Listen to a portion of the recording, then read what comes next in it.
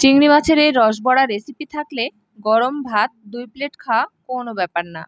আমি এই রেসিপি প্রথম খেয়েছিলাম আমার খুলনার এক ভাবি রান্না করে নিয়ে এসেছিল। তো চলুন আপনাদের সঙ্গে শেয়ার করি। এখানে আমি আদা রসুন পেঁয়াজ ব্লেন্ড করে সাইডে রেখে দেব। আর একই ব্লেন্ডারের জারে নিয়ে নিয়েছি 1 কাপের বেশি চিংড়ি মাছ। তাতে দিয়ে দিচ্ছি কাঁচামরিচ পেঁয়াজ রসুন আদা। খুব ভালোভাবে একসঙ্গে ব্লেন্ড করে একটি বাটিতে নিয়ে নিয়েছি। আর তাতে দিয়ে দিচ্ছি স্বাদমতো লবণ হলুদের গুঁড়ো মরিচের গুঁড়ো ধনে গুঁড়ো জিরে গুঁড়ো আর হাফ কাপের মতো চালের আটা। অবশ্যই চালের আটাই দিতে হবে। একটি ডো তৈরি করে সাইডে রেখে দিচ্ছি।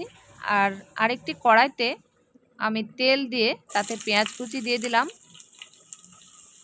পেঁয়াজ কুচিটা ভাজা ভাজা হয়ে আসলে তাতে সামান্য একটু হলুদ দিয়ে দিলাম। আর দিয়ে দিচ্ছি প্রথমে ব্লেন্ড করে রাখা পেঁয়াজ রসুন আদার পেস্ট।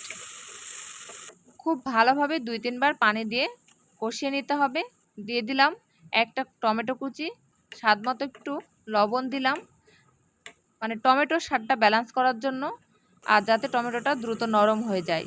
এবারে রান্নার জন্য দিয়ে দিলাম লবণ আর মরিচের গুঁড়ো। সামান্য একটু পানি দিয়ে ভালো মতো কষিয়ে নেব। আমি এখানে ঘি দিয়ে দিলাম 1 চা চামচ। আর দিয়ে দিচ্ছি নারিকেলের পানি, যেটাকে বলে কোকোনাট মিল্ক। পানিতে বলক চলে আসলে যে ডোটা তৈরি করে রেখেছিলাম সেখান থেকে 5 আঙ্গুলের সাহায্যে লেচি কেটে দিয়ে দিলাম।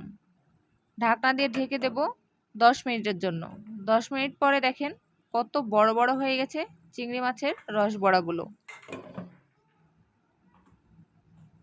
আমি জিরে গুঁড়ো ওপর থেকে একটু ছড়িয়ে দিলাম। আর 10 মিনিটের মতো রান্না করে নেব। রান্না ডান। এটা খেতে কিন্তু মাশাআল্লাহ অনেক মজা হয়। আপনারা অবশ্যই একবার হলেও ট্রাই করবেন। আর খুলনার মানুষ হলে অবশ্যই জানাবেন আপনারা এইভাবে রান্না করেন কিনা। রেসিপিটি কেমন হয়েছে অবশ্যই কমেন্ট করে জানাবেন। সবাই ভালো থাকবেন সুস্থ থাকবেন। দেখা হবে পরবর্তী অন্য কোনো ভিডিওতে। আল্লাহ হাফেজ।